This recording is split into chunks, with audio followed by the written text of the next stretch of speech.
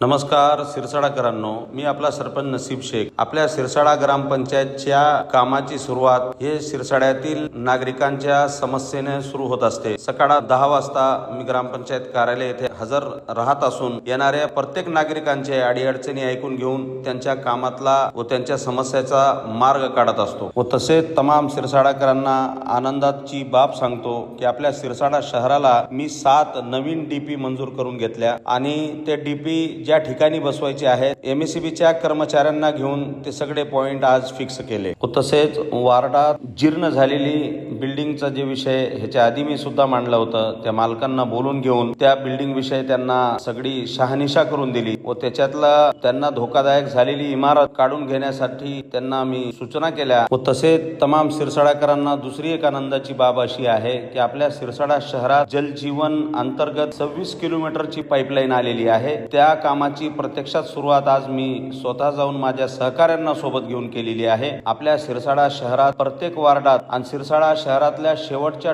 टोकात राहणाऱ्या प्रत्येक नागरिकांना ग्रामपंचायतच्या वतीनं पाण्याची सोय करून देण्याचा आपला संकल्प आहे. व तसेच सिरसाडा शहरात ज्या बीएलओनी काम केले आहे असे 2 शिक्षक माझ्याकडे आले. त्यांनी त्यांच्या कामाचा आढावा घेतला व पंचनाम्यावर माझ्याकडनं सह्या घेतल्या व व्यवस्थित पद्धतीनं जे काम त्यांच्याकडनं सिरसाडा शहरात मतदारांचा झालेला आहे त्याचा पूर्णपणे मी आढावा घेतला. व त्यानंतर सुद्धा काही नागरिक माझ्याकडे त्यांच्या रस्त्याची समस्या घेऊन आले.